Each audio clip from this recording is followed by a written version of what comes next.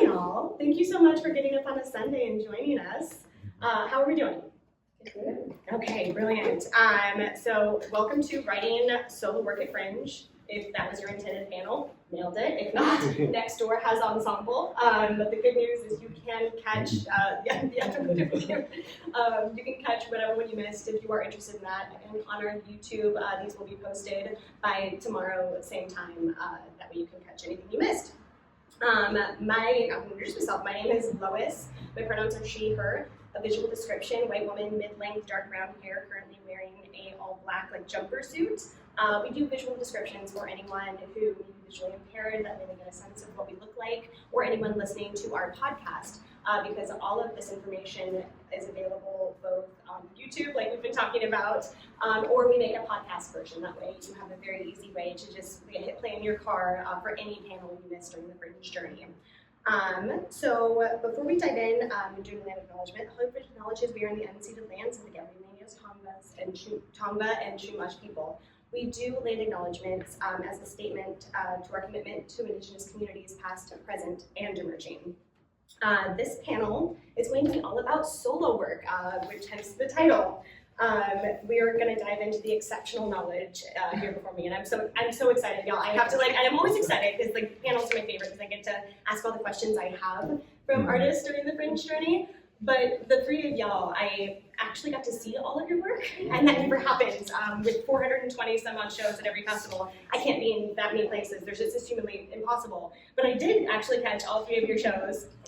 Strangely, not during the festival, not one of you. I think it was after the festival, so an extension that your shows had, and then before the festival. Hey, welcome, come on in.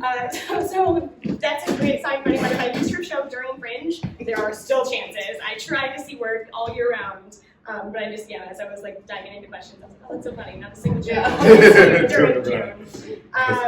So we're going to cover everything about the solo journey, but specifically the creative process today. Because fun fact, 26% of Hollywood Fringe shows are identified as solo work, which is a lot. It's about 109 productions based on our stat last year.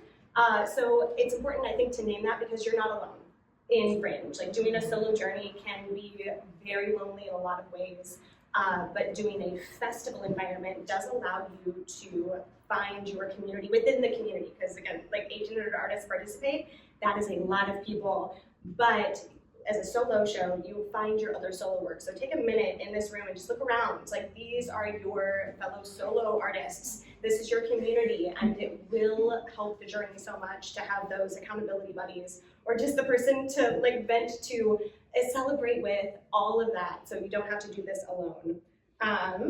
Really quick, I'm gonna double check that this is recording. I am the least tech savvy person of the entire Fringe staff. Beautiful. I don't want to have to look at so guys, mine didn't record. Everyone else's did, but no, not Lois's. So I'm going to stop talking now and introduce our brilliant panelists, or have you introduce yourselves.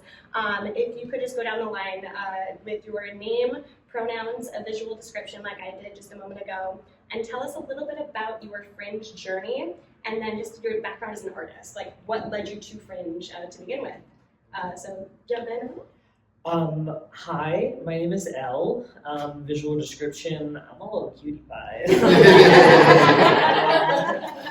My pronouns are they, them, so I am a white, I said that with such disappointment. White. Sorry to tell you guys. 5'7", 5'8" on a good day.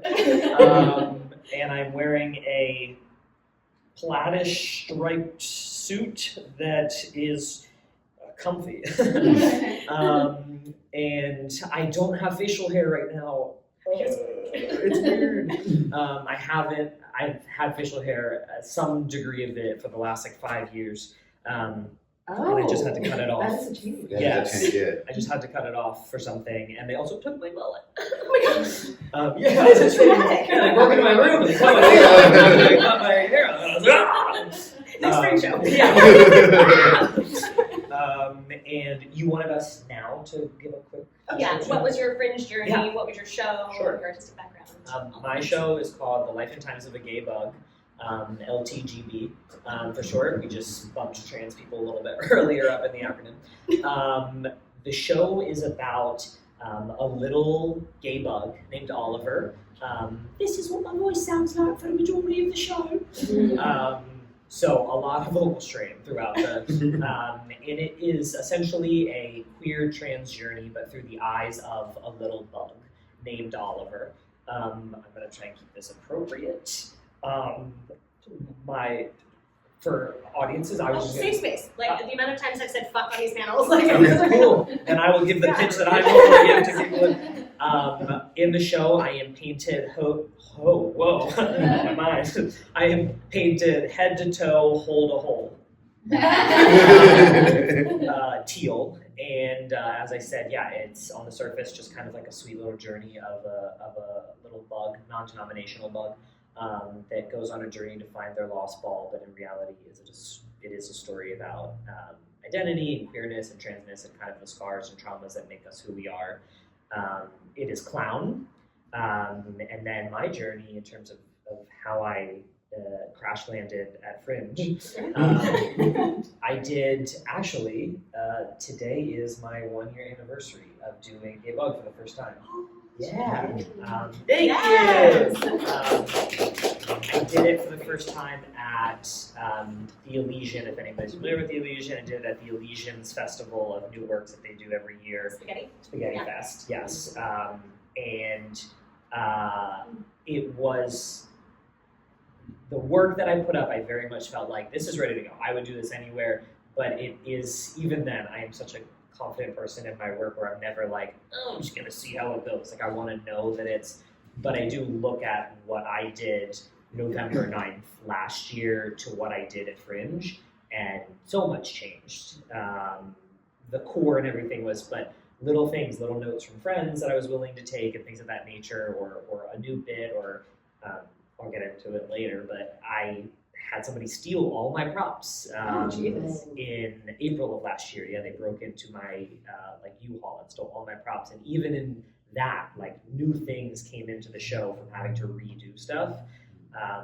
And that was very stressful. And I was like, am I going to be ready for Fringe if that time comes? And then the whirlwind happened and I jumped into it. And I had invited Lois to come see one of the shows in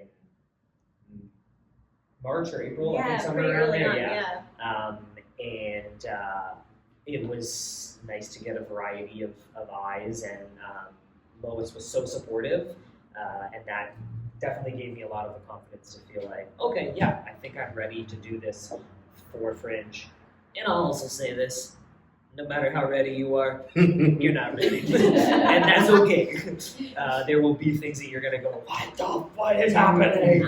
Us too. And that's just kind of a part of the process. Yeah. Fun add-on, because I think it introduces like something beyond Hollywood. Is like there's a Fringe community across the globe. Because we first met in Edinburgh Fringe, and we threw a networking, like an office hours in Edinburgh for anyone who wanted to get to know like the LA theater community. And so, like, the Fringe journey is like can start in such different ways, and your Fringe can continue in such different ways, which I'm sure you'll end up talking about a little bit too. But yeah, just to add on that there's a World Fringe network. And there's so many cool people you'll meet. I don't know that you know this actually, but I've become very good friends with somebody that I met at Hollywood Fringe this year, who was the exchange student, essentially brought her show from Maybelline. Oh, our Australian. Yeah. So the person who won the Australian exchange, we like linked up and we like FaceTime regularly. Her time zone is. Her time zone is fucked. So I get calls at like 3 a.m. and it's Maybelline like walking home from work, and I'm like, not the right time. Yeah. And then I'll do the same for her. Yeah. I love it. See, the Fringe community continues on. Yeah. Hey everybody, my name is Jamar Gilbert, he, him pronouns. I am a black male, 31, short fade haircut, mustard shirt with white stripes, and short blue jeans, white sneakers. Yeah, my show at the Fringe Festival was called Black and Blue. It's a show that takes 4 black male characters, each tackling the question, is there a right way to be black in America and survive? And each character has a drastically different perspective. And the first one is a old man who has a more conservative view, followed by a young, more radical, liberal, who wants to burn everything down, a police officer who is conflicted being a black cop, and then ends with a young child who's trying to figure out why adults are freaking out about race in the first place, why does it matter? And I take these 4 characters, explore this question, and yeah, it was Really good. thank you. My first and only thing I've written. First only thing I've written. The journey to Fringe with it was so rushed and last minute. I wish I was in your seats last year. Right now, I hopped onto the Fringe train like late February at that point, and I had heard about it from a friend, Byron Cooley, who has a show Type 5, which I think is currently running right now here in the Broadwater. Highly recommend going to see it. I saw Byron's show the previous year at the Fringe Festival, loved it. I was like, oh man, I really have a story I want to tell. And fast forward, February came around, and I had like a seedling of Black and Blue bubbling I was working on, and talked to Byron, like, dude, just put it in the Fringe Festival, like just put it in, and you'll get the pressure of having a venue, having a deadline. It'll come to fruition within that span. I was like, cool, I'm going to do it. I locked in, and I did the registration fee. Fire under ass. Fire under ass. At that point, a lot of venues were already being booked up. Went to the Actors Company before my show was even complete. I barely had a title. And I had the money for the registration. I went to the Actors Company, and got the last slot to get the space that I wanted in there. And from there, I was like, all right, I got a venue. I have the registration paid. Now, time to make the show. You're not alone in that. I feel like that is often the journey, because Fringe does provide, it's so hard, and our world is a shit show, right? Yeah. It's so easy to get distracted, to put things off. So many artists will sign up for Fringe as okay, now I got it. Like, I put money down, I am on this path. So you're not have alone in to that. do it. Yeah. I felt like so ass backwards coming into Fringe. And then once I got in, I realized that y'all had already had all these panels and workshops and events going. So I was playing catch up. But it all came together beautifully. And yeah, I was flying by the seat of my pants. We'll get into like the writing journey, because it was like chaotic and spastic at best. But in the end, the curtains went up on the first show, and it was awesome. And I feel like within the past like 3 months, I've gotten over the imposter syndrome. Like, hey, I'm a writer and actor, or I can call myself a solo performer, sitting here on the panel telling you all how to do this. And just this time last year, I had no idea I was going to do this.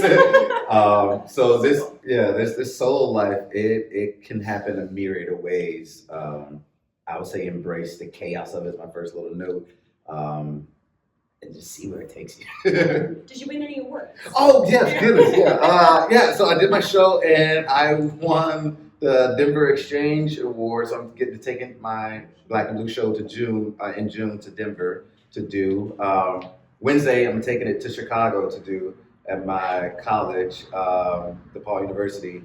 And also got to perform it at the Ventura Namba Splash Arts Festival there. So the show has taken on a life of its own, and hopefully my plan is to continue to tour it around the country, different fringes. I want to put it into like the college circuit, because I think my show has a great message for like diversity and inclusion, especially right now. So I'm looking into breaking into college spaces and going out to different colleges, do the show, do some workshops on how to create your solo show, and see what that dive right in, trade in that restaurant job to do an artist career. So that's my journey with Black and Blue in a nutshell so far. Yeah. Okay, hello everyone. Amazing. I don't know. I'm so bad at talking to myself. I don't know why I do this channel. My name is Marissa Rutka. I am a biracial white and Asian woman with short brown hair. I'm wearing a blue striped shirt and black shorts. Pronouns are she, her. Did I miss something so far? No, you're doing great. Great. You're perfect. You're absolutely perfect. Nailed it. And then my show was called Peacock and the Rebel. And it was about how I have OCD, which always made me think my world would burn down. And then my home actually did in the Eaton fire. And so it was this journey of actually how the fires helped me create a more loving relationship with myself and my OCD. And so with that being said, my Fringe journey was also a little chaotic. So I had the idea of doing a show back in December, like literally around Christmas time. And I was like, 2025 is going to be my year. Like, we're going to do the Fringe. Life's going to be on track. And I signed up, like I registered like January 4th, and I was like, okay, let's talk to venues, because I'm normally very like planned about stuff. And then of course the world's like fire. And then that just kind of got derailed a little bit. So I also very much was like, didn't start writing till end of March, really, just because I was like trying to get my life back together. But I will say, one, Ellen and Lois fucking walk you through the whole thing, and it's amazing, and I don't think I could have done it without them. But yeah, I think like it was just sort of a very healing process of like getting to be creative and express this deep grief and having a space to like share with other people, and not just even the performance of it, but the like meeting people and networking and finding a beautiful community of supportive artists. So the journey was just kind of like, just do things when you can, trust it's gonna work out, and if you honestly follow Lois and Ellen, they will walk you through everything, and all the resources are there. And so, but yeah, I can talk more about creative stuff after, but yeah, it was timeline, registered January, started writing end of March, somehow came together by June. Well, that's perfect. It leads me to exactly my next question, which is like, let's talk timeline, and naming like I guess jumping in, like, because I was going to talk origin, and I think we kind of all covered like where, because all three are deeply personal stories that are coming from a very raw and real place, which I imagine that changes the timeline a little bit, because it's not how can you be structured with something that's so deeply personal that you're oftentimes feeling as it's happening. It's not like your show was started and ended the same, because your experience was not the same. But I would love to talk what those processes were for you. Like, when did you start writing, and what was the timeline from like creation, like origin of idea, to opening night? Whoever wants to go first, we'll just make it conversational. Well, for me, so the seed started in my acting class, where I wanted to do what we call like a personal monologue, which is like you get to just put up something that feels personal to you.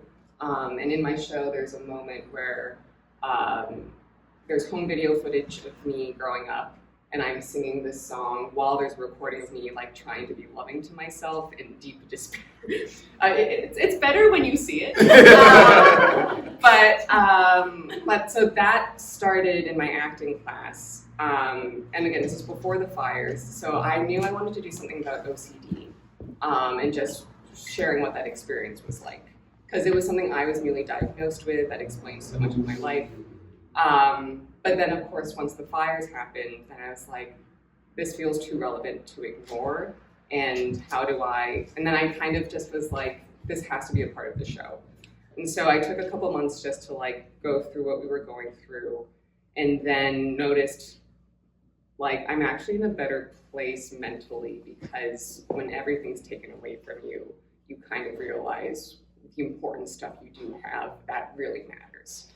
And so it was from there that I kind of started to weave together, where did I start off thinking I was this horrible person with OCD, to this place where the fires were like, honestly, life is really beautiful and like you love it. So just practically, I started writing end of March, just because I needed time to breathe and space and cry. And so I spent all of April just writing. And then May was like rehearsals and networking and that whole whirlwind you'll get to enjoy. But yeah, I think my process was very like, I can be such a perfectionist when I write. So honestly, what I did was I would dictate into my phone for like 2 hours straight and then just transcribe. And then from there, I would edit and edit. And I did one pass especially that was like, okay, just give yourself an hour, know where you start, know where you end, and get there. And that really became the first draft of my show. Because it took out the preciousness of having to be perfect and just say what you want to say. And then I also had a director. I highly recommend at least having one buddy, if whether they're actually a part of the show or not, to just like go over drafts with you, give you notes, because it's really helpful to, you know, have someone else be like, this is how it's being communicated, and you're like, but I thought it was this way. So I had deadlines with my director every like 2 weeks or something. And then we just kept whittling it down until it was, but even then, like when you get into rehearsal and then you're like, oh, this isn't quite working, like how do I say something else in a different way, and the timing of stuff. So it does have to be a fluid process throughout. Did I answer the question? Yeah. I think you brought up something that we're going to probably touch on multiple times today, but it is so vital that you bring someone else in. And it doesn't have to be another creative, it can just be another human who you trust with your work, because I think it can get very dangerous in solo theater to keep it too insular. Because the whole point of doing theater is to give something to your audience, right? It's a gift to your audience, it's sharing story, it's changing the world, right? That's what theater is. And if it becomes so yours, sometimes it can turn into like more therapy and not about the audience impact. So I think it is so vital to bring in other people as part of that journey.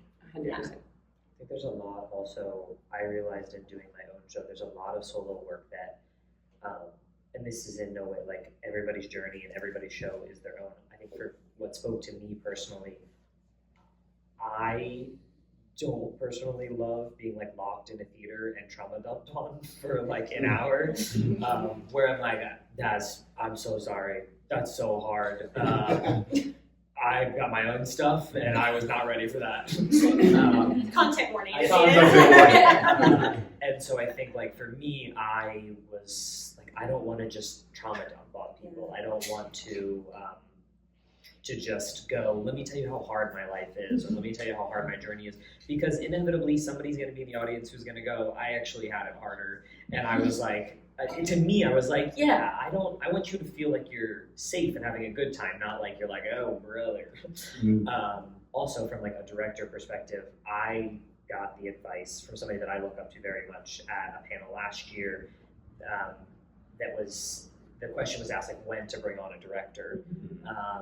And the advice she gave was, and this is a little antithetical to what you were saying, but when you no longer feel that you are growing in the show.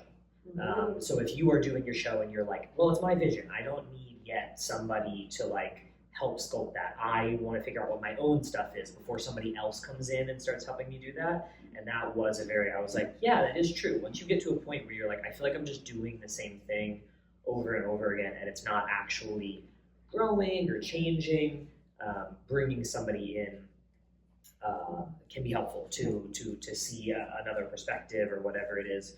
I guess I'll just roll quick into my experience. I had just finished doing, the last year and a half has been, I'm so sorry about your loss, has been, just one thing after another. And I was doing my ensemble show at the Elysian, and I finished that, and right when I was finishing that, I got accepted into their New Works Festival, and I finished that and went immediately into, I have a deadline, which was November 9th last year. Having a deadline, whether it be for Fringe or whatever it is, definitely lights a fire under your ass, where you're like, well, I've paid for this venue, I've got to have something. And it does help in that way to know, like, I can't just dilly-dally, and it's such a natural thing to wake up and be like, maybe I'll write today, maybe I'll But if you're like, there has to be something, you've got to do it. Like, it's that perfectionism out the way. There's no time for perfectionism. Just get it out. Anything is good enough. For me, I like seeing everything like laid out. So I have a really big whiteboard, and I basically wrote Gay Bug out on that whiteboard, and I just broke it down like into the acts of it, and I had a starting point and an ending point. And I was like, whatever happens in between this, I know where we're going from start to end, and that was very helpful. And I just truly like went through the story and then kind of filled in the connective tissue as I went through. One of the hardest things in that, and I think it speaks to a lot of solo shows, was the connective tissue. A lot of times people have like really great beats and really great funny things that happen, but it just kind of feels like they're like, okay, this happened, and now we're gonna go over here. Yes. And you're like, that's cool. There's not really like a story there. And I watched people, I tried to watch people that I admire.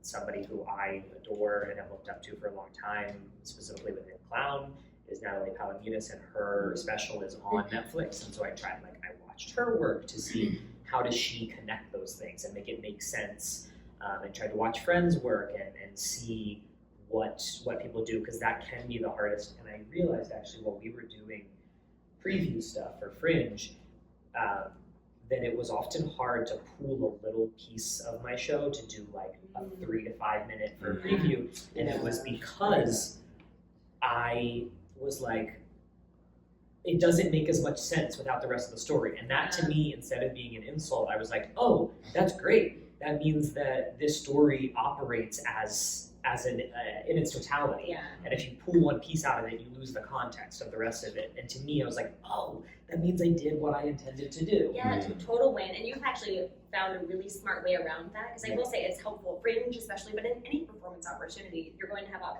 chances for open mics, cabarets, like that 3 to 5 minute like quick bit, and you're going to want to figure out what that looks like. Yours was rarely your show. It was pieces from your show. Like you found a way to be that character and provide that feeling and that what to expect without doing your show. The bit with the what do you the snow the skis? They come with what are these called?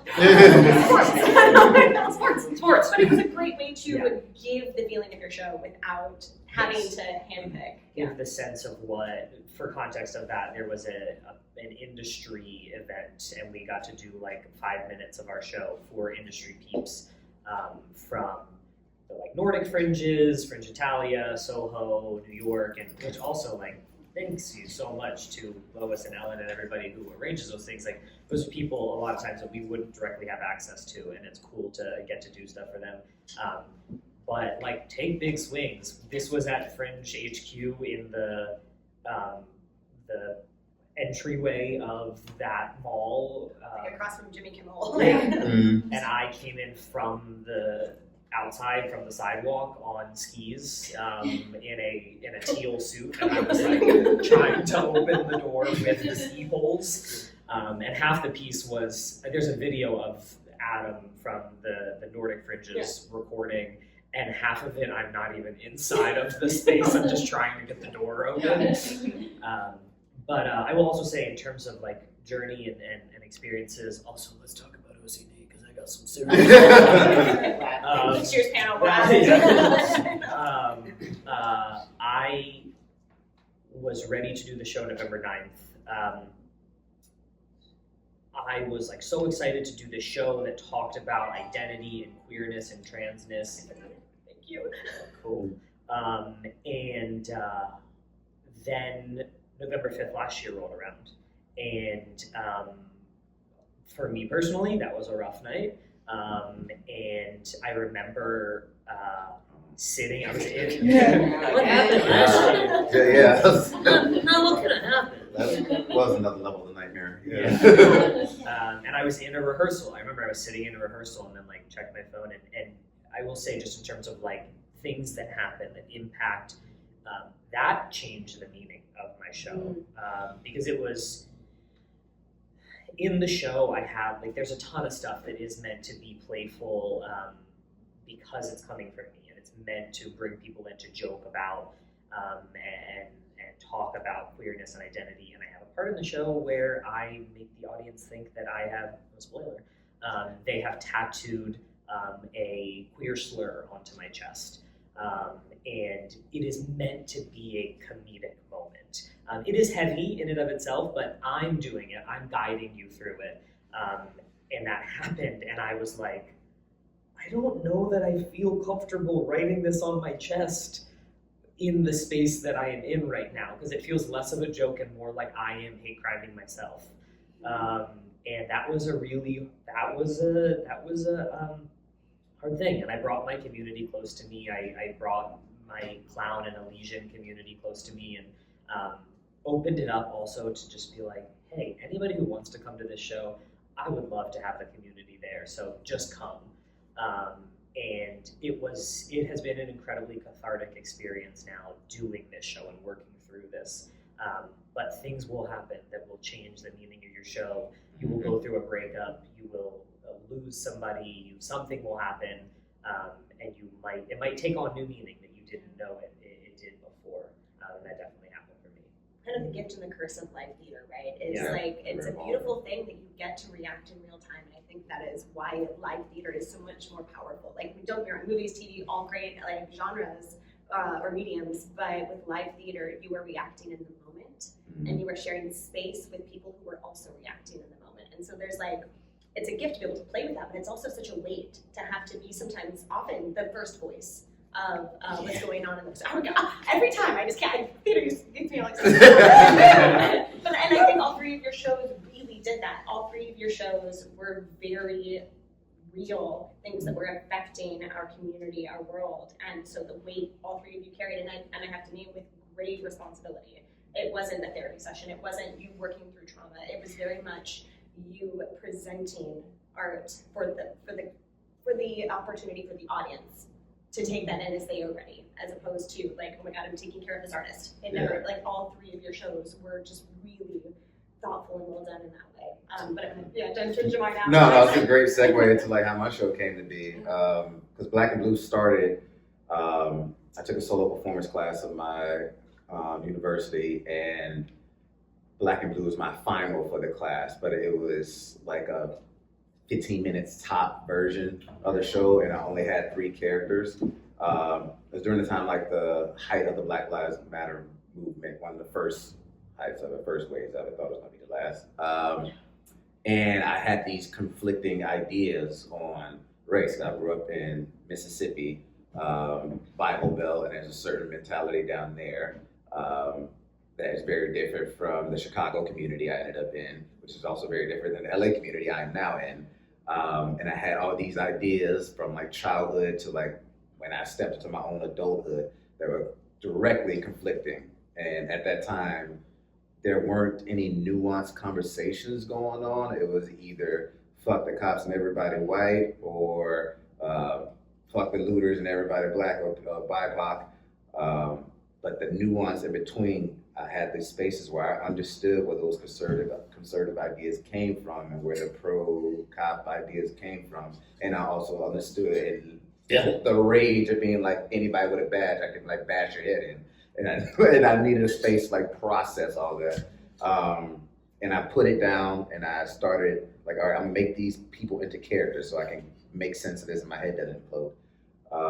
Put all the conservative ideas into one character, all the like radical lefter ideas in another character, and then like my inner innocence of how I view myself into another character. And that's how the show was born. But at the time, the first iteration of it was like therapy for myself. It was healing for myself. And the years go by. I said that was 2015, 16 when I wrote that. And even when I did it, then everybody said, you gotta get developers, you gotta continue to develop. I was like, I will, but I was like, this is actually really heavy. I'm still processing all these feelings. I'm just gonna put this down for a little bit. Years go by. When did Type 5 first come? 24 came out. Saw Type 5. And was so moved by what Byron and you were able to accomplish with that show. And it resonated with some of those same feelings I was wrestling when I made my show back in 2015. I was like, wanna create a solo piece, but still I felt like I wanna start new, I wanna start from scratch. Or like that show, like that was one iteration, I wanna create something new, I wanna create something different. And was has so many wild ideas tackling this subject and this subject and this subject, and they just kept falling flat. And then January rolls around, and my performing arts high school hits me up. They're like, "Hey, we want to have you come and do a teaching artist thing back at Mississippi School of the Arts in February, beginning of February. Teach some acting classes." You're like, "Cool, I can do that in my sleep." And like, "Also do a community performance." I was like, I have nothing. I'm working on all these ideas, but none of them are working. I don't know, but like I need to have something cool. So I went back and I pulled Black and Blue out and I spruced it up, did it back in Mississippi. It was a hit. People were like, "You have to do something with this." And as soon as I got back to LA, I was like, "I'm putting it in Fringe. I want to do Black Blue Fringe." But I knew at the time I had this idea that like a solo show needs to be 60 minutes at least. Like if I'm gonna have people come out to see me, I need to have them for at least an hour. But at this point, Black and Blue was like 20 minutes. So like, all right, I'm gonna find a way to turn this nugget of idea into like a full 60-minute show.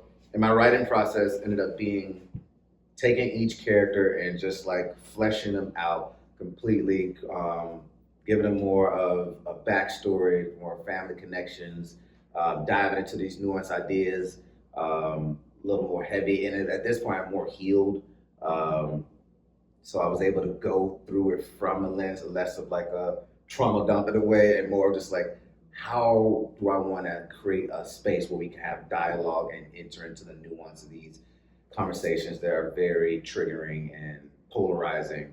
And I did that, took my first character, fleshed out all these ideas, and like bulletproofed them as best as I could, fought tooth and nail to like make them as true and as authentic and to pull on your heartstrings, pull on your logic, and really make a case for one character. And then once I felt that was in a good spot, I moved on to the next one and completely obliterate that first character's argument everywhere I could with the truth of the second character.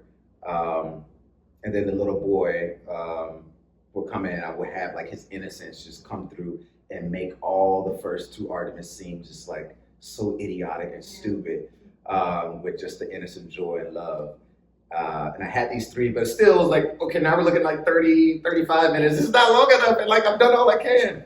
So I was talking to some friends and got the idea to add a cop in there, which Wild, that wasn't a part of your that original. wasn't a part of the Wow. original. And there was the thing I was the most subconscious because the old man, the younger kid, and then the little boy, I felt very comfortable with them, but the perspective on cops was still the most, that's what it felt like. It was like, and I tried for 3 weeks trying to write the cop, and nothing would come.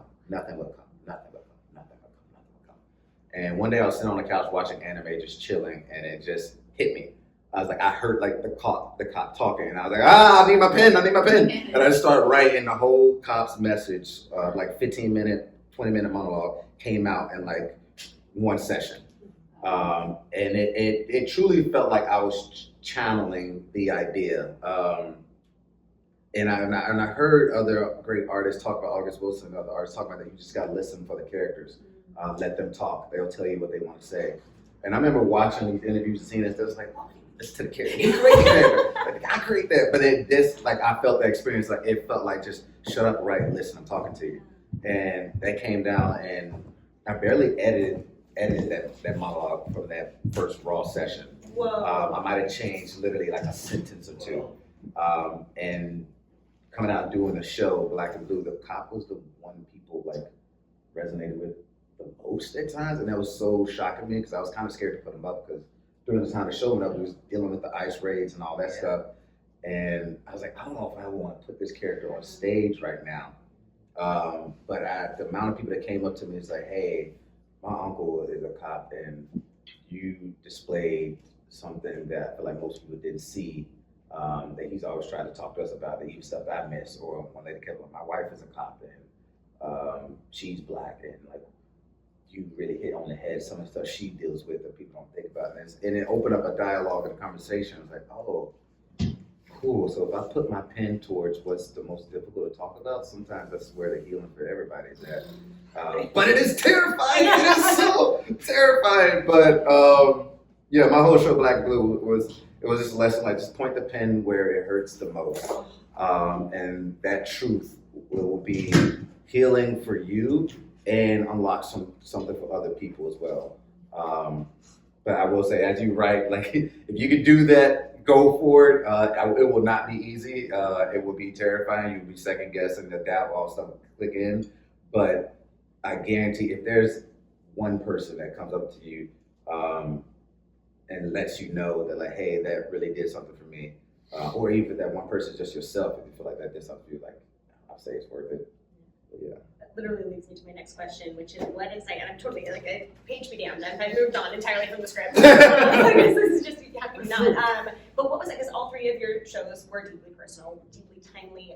What was that transition once you put it to page, right? And painful and scary, but then giving it to other people. What was that shift for you as an artist after presenting your show to that first audience, or the I know. It's a big one. I can cry thinking about it. It's crazy. I don't want to hog up too much time, but it's so surreal. It's so surreal. I've been acting since second grade, and like going up and performing other people's words, I could do that. I could take those compliments, but have somebody come up and repeat your words back to you, saying that touched them. So many people like tears in their eyes, saying that was like your writing is beautiful. It's surreal because it's words that, I mean, as I was writing, it's like I'm second guessing, like I don't know if this is good, and like. Now I'm looking into somebody else's eyes with tears rolling, and I see the healing or something unlocked. I was like, wait, what?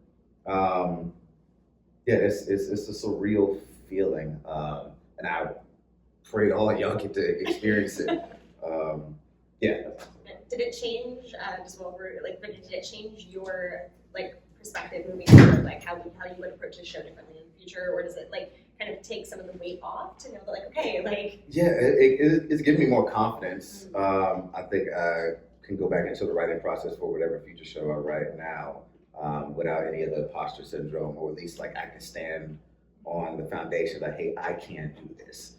Now it's not so much about can I do it, it's like what do I want to say next, what do I want to do, and move forward confidently with that. So I can say some of that energy that was spent second guessing and using more to create some stuff. I feel like that, just in terms of what the message of your show is, stuff that is silly and just silly to be silly, like just shits and giggles, is great. Mm-hmm.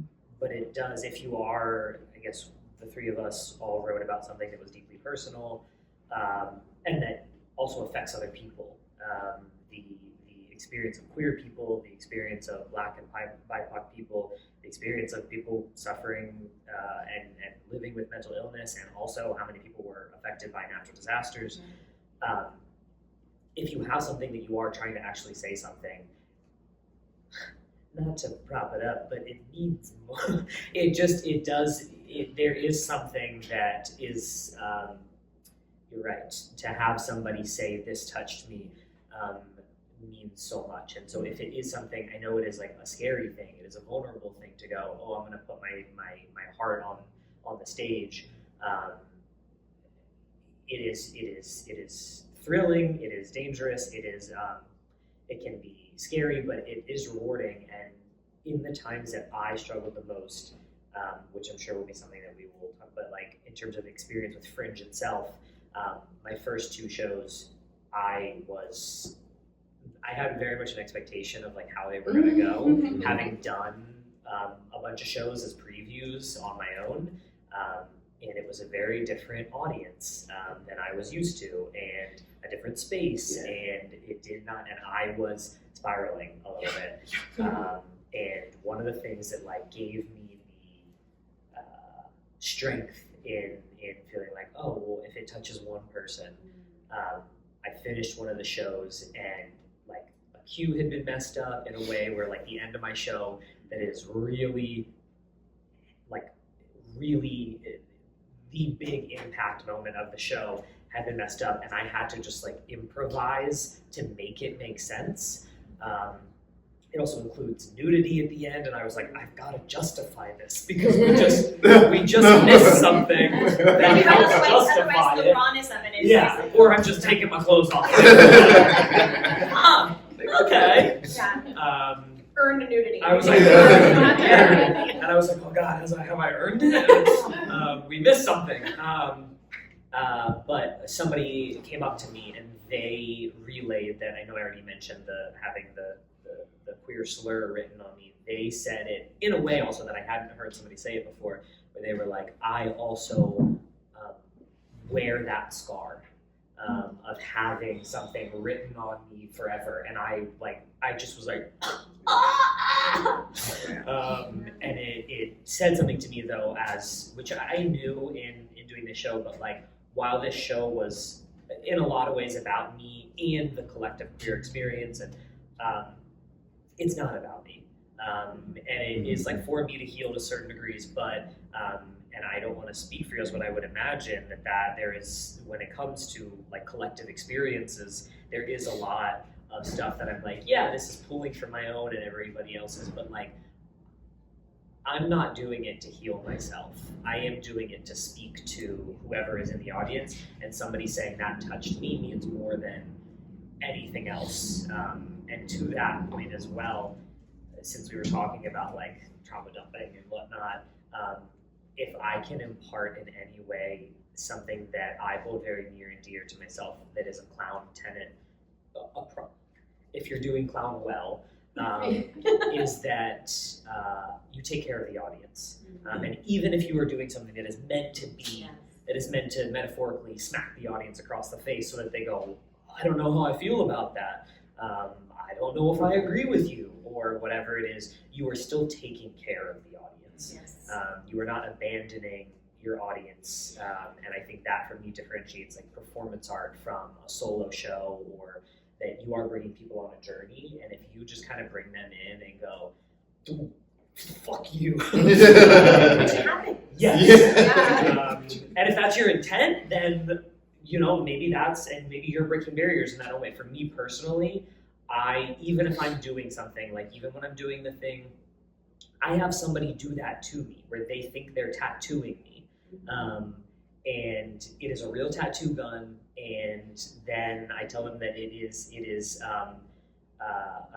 UV ink. I won't tell you the secret, whether it is a real tattoo or not. You have to come see the show. And then I show them what they've written on me, and it says a slur on it. And if you don't handle that well, you have quickly made the audience your enemy. And there are delicate ways to navigate those things where you are still bringing people in. Yes. And that ends up usually becoming actually a very fun moment, where it's like, try and defend yourself in that moment, and you can after that's happened. But it is my job to remind whomever I've done that with that it's okay, and we are having fun, and we're going to make this absurd so that I'm not actually trying to emotionally hurt you right now.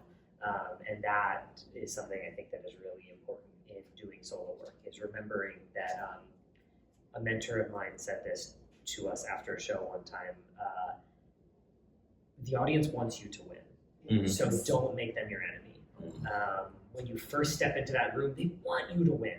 So Especially a Fringe audience. Yeah. God, and they're like, I've seen so many shows. Yeah. They're like, please, God, please. Yeah. Please be good. Oh, God. I've seen so many. I was with friends last night, and they were talking. I was saying that I was doing this, and two friends that I didn't know were coming were like, I wasn't sure where he was going with this, and he was like, I've seen a lot of solo shows. And I was like, oh no. And he was like, I've seen a lot of solo shows and a lot of bad ones. And he was like, and I didn't know what I was getting into when I got invited to a clown show. And he was like, but your show, really fucking good. And I was like, oh, thanks, man. Oh, you really buried the lead on that one. But yeah. Yeah, and I think it's important to note, I think too, that like, right, solo work is 9 times out of 10 going to be a personal story. And it should be, right? Because that it has to come from your space. And I mean, like, as a solo artist, do the double check, like check yourself on, is this a story I should tell? I think it is important, like all three of you obviously should be telling the stories you told, but I do think it is important to to check in with yourself and make sure you have the qualifications, the lived experience to share that story. A, because that's just the appropriate thing to do, and B, it's going to be impactful. I have sat and seen shows where I felt kind of tricked. At the end, I found out, oh, they didn't have the lived experience they were talking about.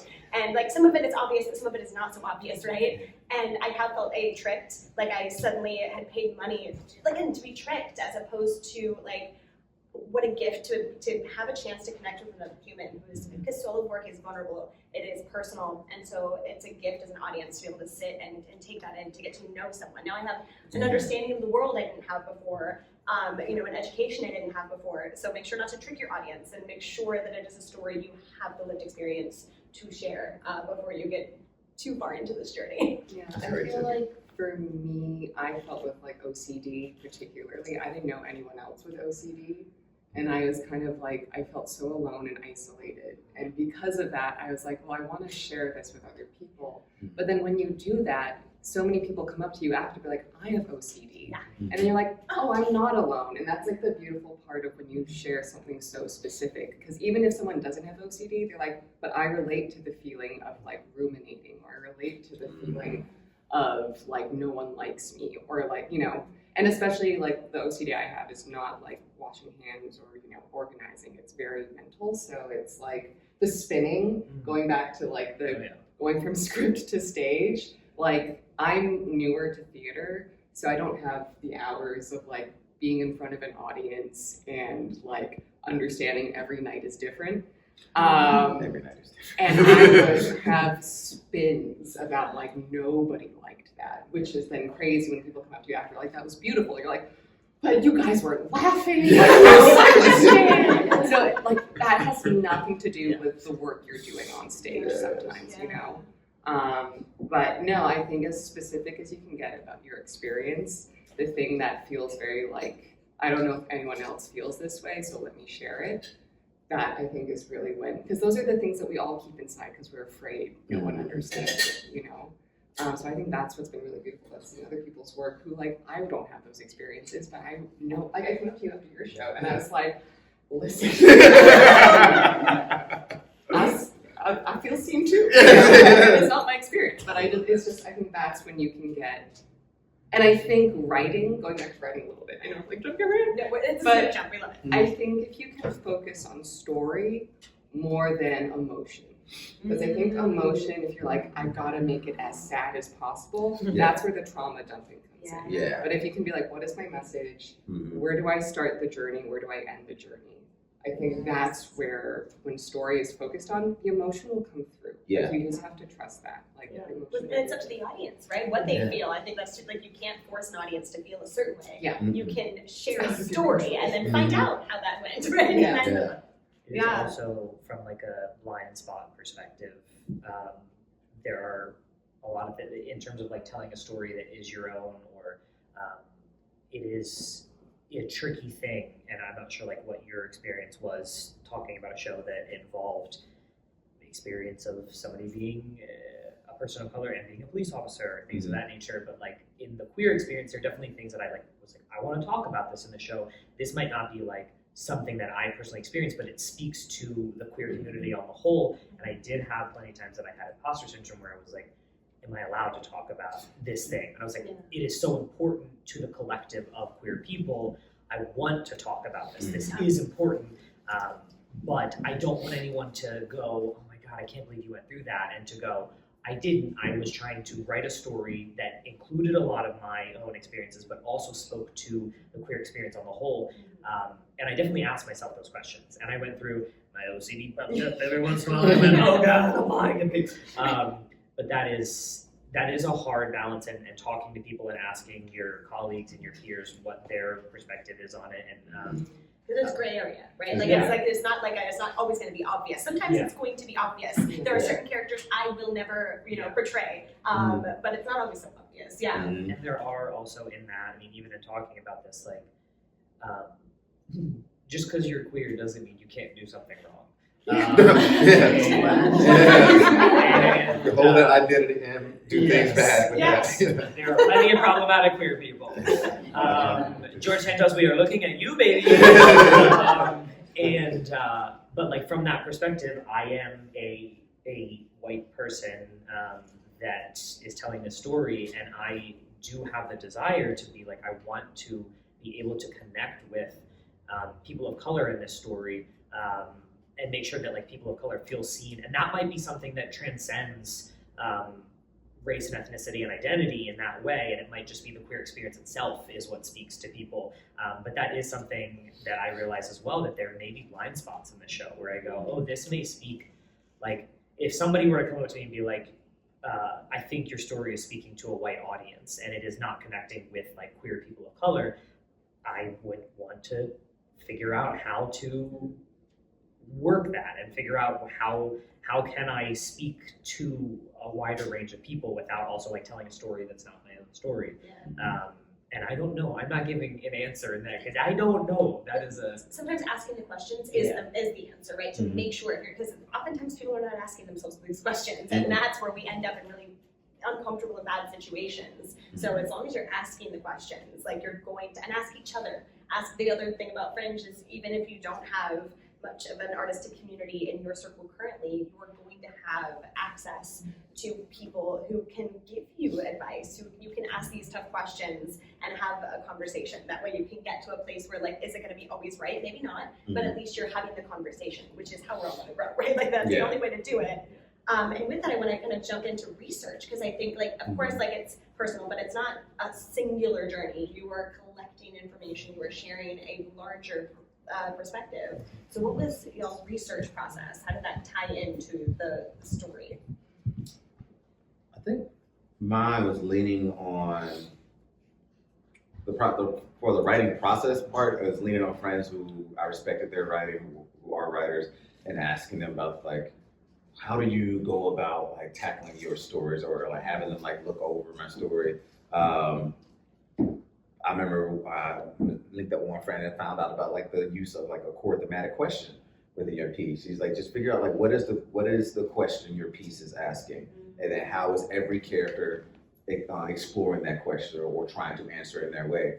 So I remember having a session sitting down with him. It was like just spitballing, going through. It's like what is the question? Is it this? Is that? And landed after like an hour and a half. Like, is there a right way to be Black in America and survive? And I was like, okay. Now I'm gonna take this first character and like everything he says is like his answer to that question. And everything this character said this and having that core theme is like, oh, this I can branch out and then go back and use this question like as I'm looking over the piece. Is this character answering this question in this section? Did we defer away from it? Like how can we get back to it? As far as like the right, because I hadn't written before, so that was really helpful for me. And then as far as Thank you. And then as far as the characters, each one of them I kind of understood. The cop was the only one. I did take some time like watch some YouTube interviews, just like several Black cops, and just trying to get an understanding of that perspective. But a lot of the writing for the characters came from like different parts of my own lived experience and poured it in there. But for that cop stuff, I knew like I'm not a cop, but I want to make sure I'm not like portraying their stories. I did take some time to just like watch some interviews and try to get my headspace and get an understanding of what that life is like. But leaning on friends who are writers and good old YouTube. YouTube, the endless archive of YouTube. Yeah. I had a lot of archival stuff in my show, so a lot of video footage, homework assignments from like the 4th grade that I would like project. My sad recordings in the car where I'm like, I don't understand why people don't like me. But not trauma dumping. It really wasn't. I mean, like no. I actually, I agree because, so it was a lot of sifting through archival stuff for me, and then also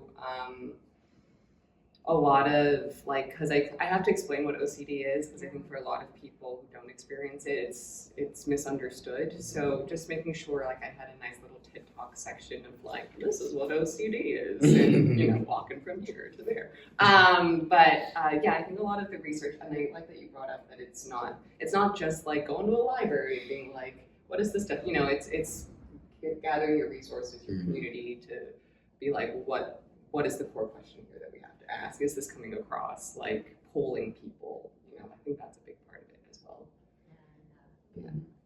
well. I will say outside of the like getting information on the source material or whatnot, there's so much more to a show as well than the words you're saying. There's the physicality, there is what does your stage look like, what is your Props. lighting, Yes. props. So many props. Yes, I have many props. They're in my car. They've been storage in LA is so expensive. There is so much more to it than not just the story. I mean, that is your meat and potatoes, but like the research of, like, for me, it feels silly, but like I'm a bug in the show, and so I was like, for this to feel cool to people and authentic and bug-like in some way, I was genuinely like, how does a bug move? It's a bug on YouTube. Yeah, watch a lot of bug videos. So I was like, and I was working on like, in my getting ready for the show, I was working on body movements and like, how does this affect this? And the time does pay off. In the show, all the characters that aren't me, or not me, aren't the main character, Ollie, are like the monsters of the show. And I use clown masks for them, handmade in the like Venetian paper mache style of clown masks. And I'm switching back and forth between those monsters. But getting that down was a science. And I'm still, like, in terms of growing the show, I was just talking to somebody about this the other day, I'm trying to find a better way to be able to switch between the characters without having to do this consistently. But like figuring those things out, every aspect of your show is your art. And so going into those transitions, right? Yeah. Where that transition is such an important part. And it is, I think that is something, leaving a show where you watch somebody and you go, wow, they really are a master of their trade, is so much more fun than leaving and going, yeah, okay. Like watching somebody genuinely do something amazing is so cool. And so, like, I don't agree with the, like, don't take yourself too seriously perspective. Like, of course, like, have fun and be silly. But, like, if you're taking this amount of time to do this, fucking do it. Like, put your heart and soul into it and prepare and feel confident about it. Because I've gone to 1,000 shows, 1,000 solo shows, and I can name you maybe like 10, I think, that I'm like, I remember very specifically that, and that person was a master of their trade. And the one that comes to mind that people, I think somebody was just talking about in the lobby, Julia Mosley's Ha Ha Ha. And I saw it at the Elysian. I tried to see it in Edinburgh, and she had like just had a New York Times article come out, and it sold out, and I was in line waiting, and I couldn't get in, and they were like, sorry, and I was like, no! And I saw it at the Elysian here, and she didn't even make eye contact with me. She made eye contact with the person right behind, or sorry, I was the person right behind her. She made eye contact with this person, and I was looking at her, and her neutral, just her base existence said so much to me in a way that I was like, you are so good at your art. Like, you are so good at the thing that you do. You are so talented. You are so funny. It is so perfectly scripted. And I know I keep coming back to Natalie, but everybody who's seen Natalie's show in New York at the Cherry Lane Theater says how perfectly manicured it is. And by Fringe, it might not be the most manicured version of it, but I don't think there's like anything wrong with that, of being like, I want these transitions to be nailed, and I want these things to be, because it really, when theater is done well, it is so much more fun to watch than when you're like, you just gotta threw this together and saw what happened, and that, in terms of like research, doing the work of just like, I'm gonna rehearse this, I'm gonna make sure it's ready to go, because I am putting it up for an audience, and I respect that they are coming to see this, and I want to give them something good and valuable. Yeah, and I think knowing what your specific hurdle is to your show, right? As humans, we have like weaknesses and strengths, but we also, with our show, you're going to have things where like, this is going to be a hard part. And like props and getting, like, you had so many intricate like changes throughout, to, like, you had to really figure that out to make sure your story flowed. with Black and Blue, the characters, you had to know exactly who you were flipping back and forth between. And like Marissa would say, it's like you had all of the tech elements, but it was the storytelling. It was you telling the story. And so that's like a totally different hurdle when you have to be so present. I imagine, like, was that like the hardest thing to just like, I can't be distant. I can't like disconnect from an audience. Yeah. Well, the hardest was when I felt like I wasn't connecting with the audience, and then as like this train is still going, and we have like 40 minutes left, Which will happen. which right? will Like, happen, yeah. and it doesn't mean that you're not actually disconnected, but you just have to keep going. Yeah. But yeah, I mean, I think the personal storytelling for me, it's actually, I'm sort of in this journey right now with myself as an actor, but like I actually love personal storytelling, and I think I love my words. I love my words, but I just like because they're truthful though, and I think They're yours. That's the thing where like I'm such a creature of truth that when it's like the things I have to say come forward, I actually kind of feel like I come alive a little bit. But it isn't. Of course, it's still scary, and you're like, are people judging me? Why isn't this getting a laugh? Why aren't they crying? Like, you know, please, I need this too. Why are you not crying? But I think it's also, and I was thinking about this as we were all talking, and but I think a big element, at least in my show, I know for sure in your show, it sounds like yours as well, is like having heart in it. Like if you come at things with heart and love, even if it's something sad, having that little bit of hope, and the thing that we're all like kind of tied together with, you know, I think that's sort of where like, even though the stuff I was talking about was either really sad or hard, or like I think talking about the fires was definitely the hardest thing and like the freshest thing. I think because there was that like sort of heart underneath it all, rather than just like, this is depressing, you know? I think that's sort of what makes it alive for me, is like holding the dichotomy of, I can be like light about a thing, but also feel its deep sadness, and I want to share it with you. So I think that is something, you know, if you go at it, like you said, with like that full intention and from the beginning to the end, like I think you'll be good. Yeah, I think, and right, because I do remember your show where, and you bucket tears in the front. I cried during all 3 of these shows. And are What you guys like, would love it. every show, I just can't help it. I get like it's a mixture of just like being touched by the story, but just being touched by the artist, like watching.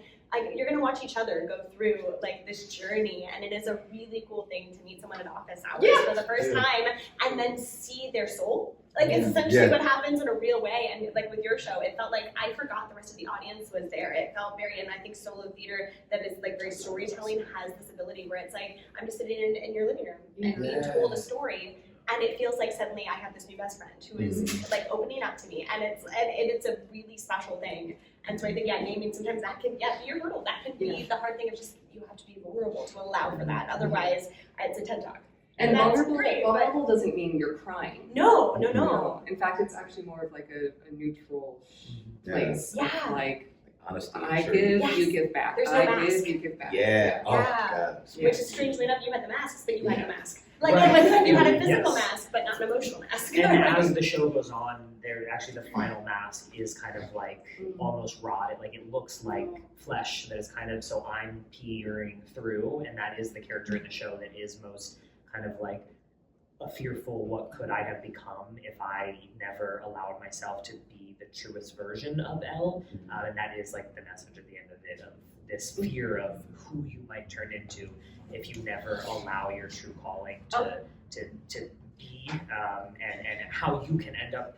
It's so silly, but hurt people do hurt people, and like who can you then teach the things that hurt you, because that's what you've learned. I will say this as well in terms of like hurdle and uniqueness.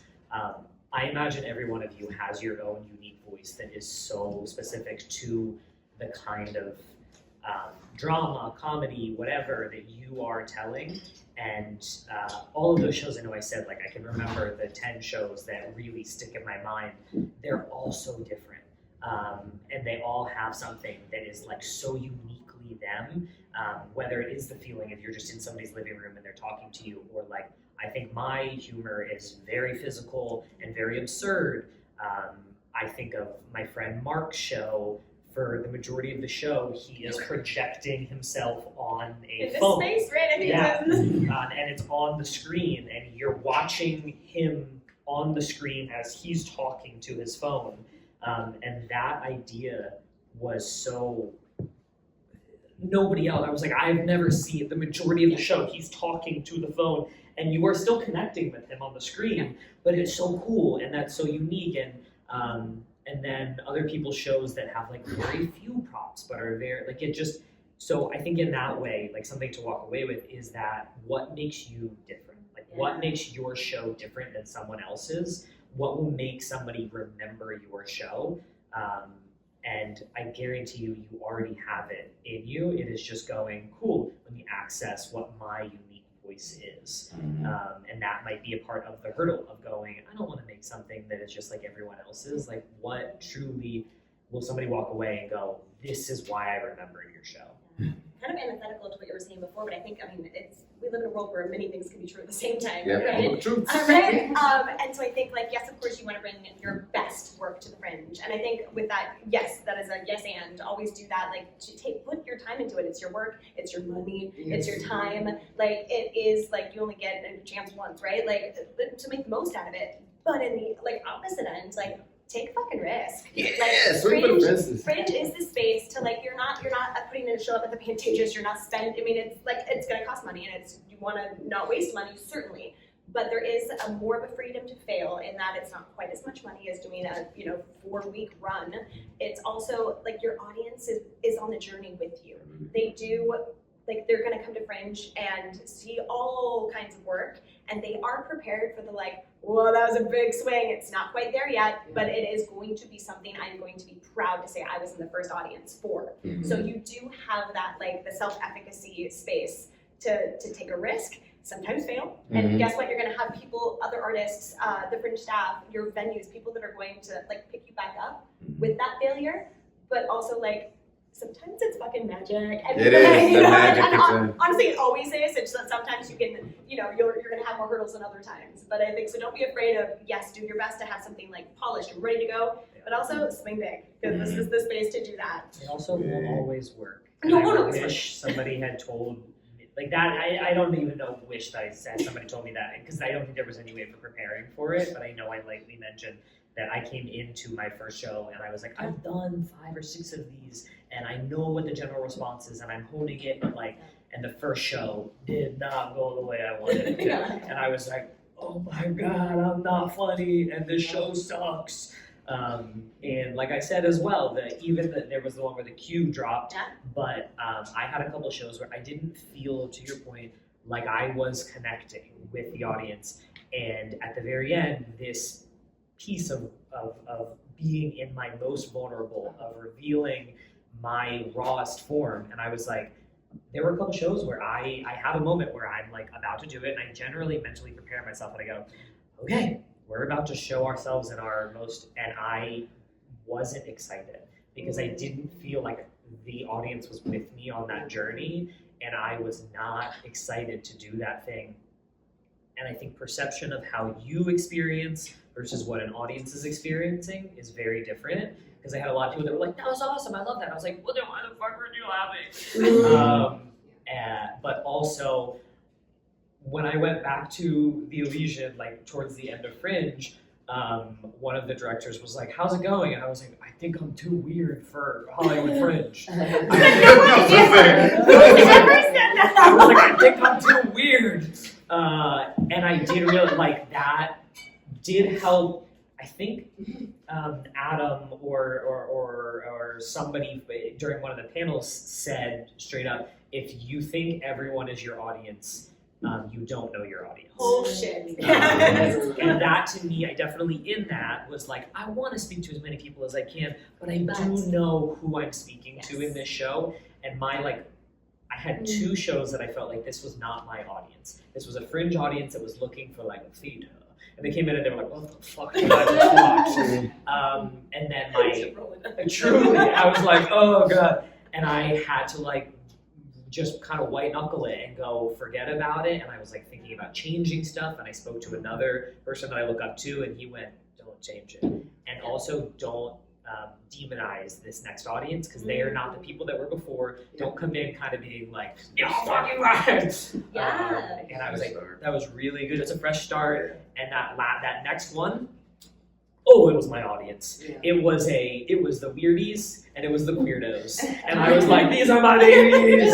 And we had the show, and I felt so at home, and I felt safe. And the last 3 shows were that, and the last one was a sold out, and it was that, and I was like, okay, this is again, I want to bring other people in, but I know who I want to market to. Like, I know who I'm intending to reach. And I think that's huge, because we're talking about the creative process, but it all blends together, right? All of it is, you have to be prepared to market it. So thinking about that as you're writing a show is necessary. And I think you're right, know your audience. And it's not like you're excluding people. You're not saying others are not welcome. But knowing your audience is just going to save you time and money. Because let's be honest, if you are, if you have a comic book, show, it's very like superhero, then maybe don't worry about, the ballet school. They're not going to be the ones who are like actively hitting up the comic book show. So knowing your audience is going to save you time and money, and also, fill that house with people you know are going to connect. And then, take a risk on some new audience. Yeah. Like, absolutely, because I think that is also key. You have to be prepared and want other people, because that's how the world changes, right? Again, you're being exposed to theater you wouldn't otherwise. I mean, I'll be honest, clown, 5 years ago, I was like, what the fuck is clown? Red nose, like, legitimately, which I'm ashamed of now. And I get it was Fringe that introduced me to clown. And now I see tons of theater I wouldn't have otherwise taken a chance on, because I heard clown and I thought red nose, haha, no, we're not doing that. So it is a beautiful, and Fringe allows audiences to take a chance for a $12 to $15 ticket, as opposed to, I'm not going to take my chance with the Geffen. Yeah, That's like, $100 ticket. yeah. Whereas I can afford to take a $15 risk. So know that going in. With that, so I want to talk, because I could do this for hours and hours, but Ellen gave us 15. So, but I want to talk, what advice would you give? You kind of already touched on it, but like, what advice do you wish you've been given now from last year? Like, what do you wish you would have known about Fringe, or what advice, or like my favorite is like, what was it, Oopsie Daisy? I love sharing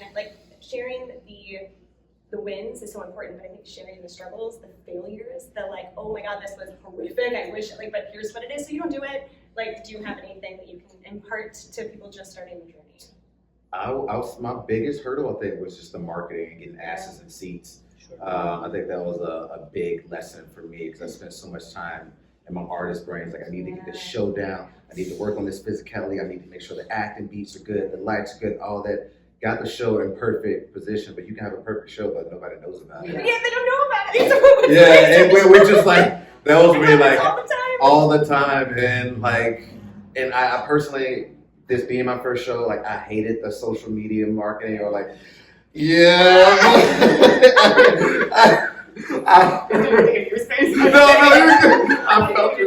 I hated having to constantly put my show and like constantly text friends and email everybody and reach out to every agent and outlet, and to no response, but you have to do it. And when people don't respond, it's not because they hate you. Like, we're all getting 10,000 things a day. Especially doing Fringe. So you have to be persistent. You have to be willing. It's going to be a vulnerable thing, but put yourself out there and do it relentlessly. People want to come support you, but they have to know about it. So I would say I would lean on Fringe to get some marketing tips, and embrace your marketing journey as soon as you can. And that'll be my biggest thing. I would fully echo that. I think a friend of mine once was like, if you're an artist, you're probably also a terrible business person. And I was like, nods at these. yeah, I feel very seen. And the boring shit. And it's also like, that's the stuff that feels super exposing. To just be like, I'm going to cold email someone and be like, you're nothing. So no, but marketing for sure. Like, just get ready for that. And really take advantage of office hours. I would say really take advantage of office hours, because that's where most of the new people who came to my show who I didn't know, that's where I met them. And we're all trying to support each other. We're all trying to go to each other's shows. And I think You know, and I want to be like, start as soon as possible, but also like the timeline is going to be your timeline. Yeah. So like, if you're someone who's like, I need the fire under my ass, so I'm not going to start till April, like you're going to make it happen. You know, but like certainly the fact that you guys are here now is like a huge win. Huge. Like that Already is, is. because I did that too, where I didn't come here, but I watched it because I didn't know about it until 2 months later. But I just watched everything I could, use the resources. Again, Lois and Ellen will get you through everything. Everything's on the website. They have all these wonderful workshops and town halls leading up to it. Like do it. Because that's the only way I felt calm to be like, okay, here's the next step. Here's the next step. Because it's a lot of information too. So, and like, you're going to have to go through a lot. So like really lean on this community. And there are blueprints out there.